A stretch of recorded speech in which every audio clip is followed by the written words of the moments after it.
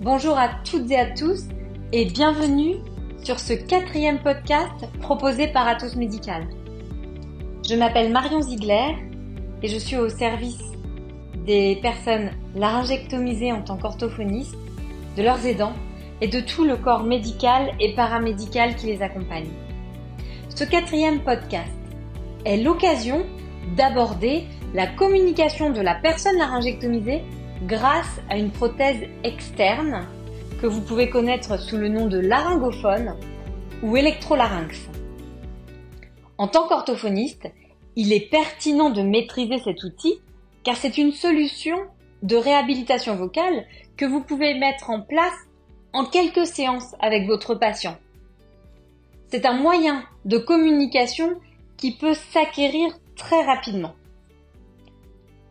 Cet outil peut être proposé aux patients dans les jours qui suivent l'intervention chirurgicale, notamment quand on veut utiliser l'embout buccal.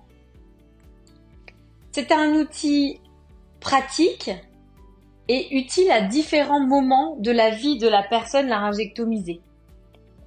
Par exemple, l'électrolarynx permet d'ajouter du son à une voix articulée silencieuse, ou il permet aussi de patienter avant que la voix oro-œsophagienne devienne fonctionnelle. Il est là aussi pour compenser le manque d'intensité de cette voix oro-œsophagienne dans certains contextes bruyants. Par exemple, un centre-ville ou un restaurant. Il peut également permettre de dépanner certains patients dont la voix trachéo-œsophagienne est fonctionnelle, mais qui par moment fait défaut. Par exemple, au cours d'un repas, quand l'implant est sale, ou également quand le patient rencontre des fuites intraprothétiques et qu'il doit se munir d'un plug en attendant le changement de son implant phonatoire. Donc permettre à votre patient de manipuler cet outil, c'est lui apporter une solution de secours dans diverses situations et lui donner la possibilité de se faire entendre à tout moment. Et puis cet électrolarynx donne également la capacité de se faire comprendre par téléphone. Donc pour des personnes qui habitent seules, c'est parfois très pratique. Chez Atos Médical, il existe 2 modèles. Le modèle Solatone Plus, relativement simple, et le modèle TrueTone Emote, qui lui est plus élaboré si on veut aller chercher davantage de variations au niveau de la prosodie.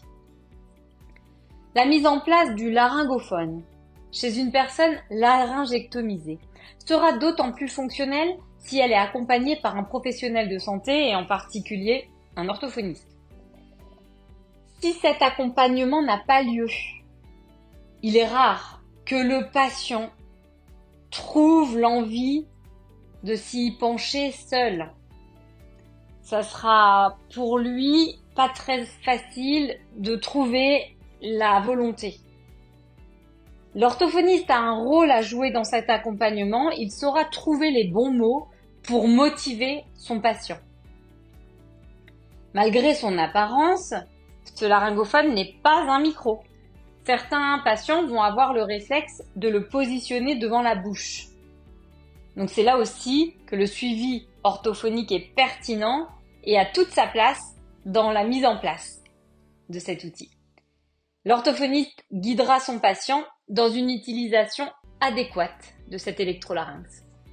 Donc c'est un outil qui génère des vibrations qui, au contact de la peau, vont provoquer une résonance dans les cavités buccales et nasales.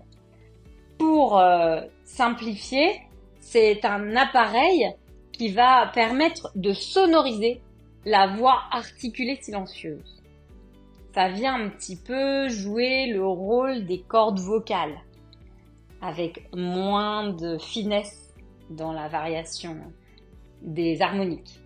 Cet outil offrira la possibilité aussi à l'interlocuteur de ne plus s'appuyer sur la lecture labiale, car la voix sera donc sonorisée.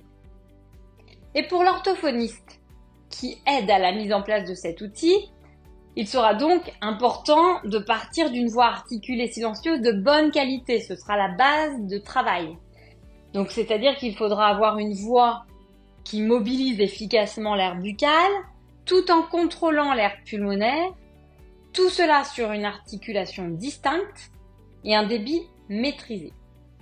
Bon, tout ceci a été bien détaillé dans le précédent podcast, je vous laisse y revenir si besoin. Il reste néanmoins 4 choses à contrôler pour augmenter l'intelligibilité du discours dans l'utilisation du laryngophone. La première chose, c'est de trouver le bon point d'appui. La deuxième chose, c'est de maximiser l'espace en bouche. La troisième chose, c'est coordonner la mise en route de l'appareil à la prise de parole. Et la quatrième chose, ce sont les réglages. Nous allons détailler ces 4 points. Donc, trouver le point d'appui de l'électrolarynx afin de permettre une résonance buccale optimale. On va pour démarrer essayer d'aller chercher un endroit assez confortable et assez pratique. On va guider le patient à poser l'outil sur une zone souple et molle. C'est-à-dire qu'on va éviter les os, la mâchoire et les dents, et si possible les parties indurées du cou. Pour vérifier cette résonance, on propose au patient d'articuler des voyelles ouvertes telles que le A ou le O, par exemple, en disant « allô ». Donc on va venir sous la langue, oser enfoncer un petit peu cet appareil dans le plancher buccal si ça n'est pas douloureux et tenter d'aller provoquer cette résonance attendue. Donc je vous montre un exemple. On y va à tâtons en testant différentes zones. Allô, allô, allô, allô. Voilà. Si cette zone ne vibre pas suffisamment et que la résonance n'est pas au rendez-vous, on peut aller essayer la zone de la joue en allant au plus près de la commissure labiale. Donc tout cela en évitant de s'appuyer sur les dents.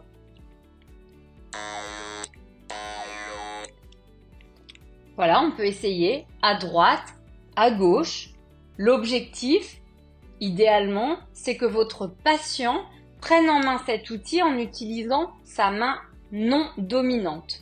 C'est-à-dire pour un droitier, vous allez proposer au patient d'obtenir une résonance en amenant le laryngophone grâce à sa main gauche sur son cou, histoire qu'il soit libre de sa main droite pour les autres activités. Donc si ces différents appuis ne résonnent pas, on va venir contrôler la deuxième chose, c'est-à-dire de demander à votre patient de parler avec une grande bouche, d'essayer d'augmenter l'espace au fond de sa bouche pour accentuer cette résonance. Et de nouveau, on retente le mot « allô ». Donc en exagérant, comme si on avait une patate chaude au fond de la bouche, comme si on parlait avec emphase, mais ça ne va pas se répercuter quand le patient va parler avec son laryngophone. On ne va pas avoir cette sensation que le patient est hautain. Donc en tant qu'orthophoniste, justement, vous pouvez lui montrer un exemple. Vous pouvez lui emprunter son laryngophone, par exemple en mettant du cellophane sur la tête de l'appareil et faire des essais sur vous afin qu'il se rende compte de ce que vous attendez de lui. En tant qu'orthophoniste et avec votre larynx, l'idée c'est de ne pas faire intervenir vos cordes vocales quand vous proposez cet exemple et de véritablement montrer du playback. Juste, vous faites bouger les lèvres, la langue, les joues sans faire une voix chuchotée. Donc si ça ne fonctionne toujours pas, on peut proposer l'embout buccal qui se trouve dans la boîte, c'est-à-dire qu'on ajoute une tête en caoutchouc sur le laryngophone, dans laquelle on introduit l'embout buccal qui ressemble à une paille. On utilise la paille la plus rigide pour démarrer, qu'on plie à 90 degrés et qu'on vient mettre dans une des joues. Par exemple, on va essayer dans la joue droite, ça va faire cela. Allô, Ou alors on essaye dans la joue gauche avec la main gauche. allô. L'idée, c'est vraiment de demander au patient d'utiliser cet outil dans une position confortable, c'est-à-dire une position qu'il peut tenir relativement longtemps. Par exemple, on va éviter d'avoir le coude relevé. Sinon, il va y avoir de la fatigue assez rapidement pendant la conversation. La troisième chose à vérifier avec votre patient, c'est qu'il ne soit pas constamment en train d'appuyer sur le bouton central du laryngophone quand il parle. Il va falloir qu'il prenne l'habitude d'enclencher les vibrations uniquement quand il souhaite parler et de relâcher ce bouton au moment des pauses de son discours, par exemple quand il respire ou quand il écoute son interlocuteur. Donc pourquoi pas introduire davantage de pauses.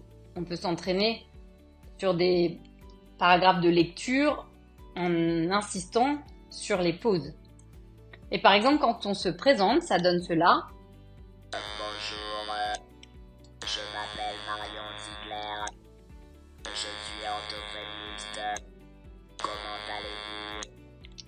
Voilà, de bien séparer les phrases au minimum pour que l'interlocuteur puisse suivre le fil du discours. La quatrième chose à voir avec votre patient, c'est le réglage de l'appareil. Donc ça dépend de chacun des modèles, mais globalement, il y a deux choses à voir, c'est l'intensité et la hauteur. Donc il y a un bouton central qui génère les vibrations. À la droite de ce bouton central, il y a l'intensité. Si on tourne la molette jusqu'en haut, on vient chercher une intensité forte. Donc le patient, c'est comme s'il voulait parler fort, voire crier. Donc ça va donner ça. Allô? Voilà, c'est pas forcément agréable d'avoir cette intensité en permanence. Si jamais on descend cette intensité jusqu'en bas et que la molette est au plus bas, et bien finalement, le laryngophone ne va plus vibrer. L'intensité est à 0. Donc ce n'est pas que l'appareil ne fonctionne plus, mais vraiment qu'on a réduit l'intensité au minimum. De la même manière, il existe une molette à gauche du bouton central. Si on la tourne jusqu'en haut, on va chercher les aigus. Allô? Et si on la tourne jusqu'en bas, on va chercher les graves. Allô? Donc là, de la même manière, tout dépend du patient, un homme, une femme, on va un petit peu s'adapter et lui proposer un retour qui lui convienne. Donc là, par exemple, on va aller chercher dans une hauteur moyenne. Allô? Voilà. Donc ça, globalement, c'est le réglage intensité-hauteur. Et sur le True Tone Emote, il y a plusieurs modes qu'on peut aller modifier en dévissant l'appareil. Et par exemple, pour avoir davantage de variations de la prosodie, on peut appuyer sur le bouton central pour changer de mode en appuyant sur le rectangle gris à l'intérieur de l'appareil. Bip bip, on est arrivé sur le mode 2. Et dans ce cas-là, vous allez voir que ce n'est plus monotone ce qui est proposé. Salut, est-ce que tu vas bien? J'ai passé de très bonnes vacances. Et toi? Voilà, donc là, il y a un peu plus d'entrain dans le discours avec cet outil. Après, si vous avez besoin d'aide pour les réglages, vous pouvez d'une part aller voir le lien en vidéo qui se trouve sous le podcast. Et puis vous pouvez aussi faire appel à notre équipe et on se déplace pour venir régler plus finement l'appareil si cela vous pose question. Voilà, c'était l'idée de parler de cet outil dans les possibilités de réhabilitation vocale suite à une laryngectomie totale. Si vous voulez en savoir plus sur l'utilisation d'un laryngophone et si vous voulez écouter un patient chanter, je vous propose d'aller cliquer sur la vidéo de la personne, de l'américain qui chante avec un True Tone Emote. Ça vous donnera une idée de ce qui est possible d'obtenir en variation de hauteur. Et puis, je vous laisse également lire la vidéo du patient qui vous fait une démonstration dans son utilisation. Voilà, ça complète ce podcast. N'hésitez pas à revenir vers nous si vous avez d'autres questions.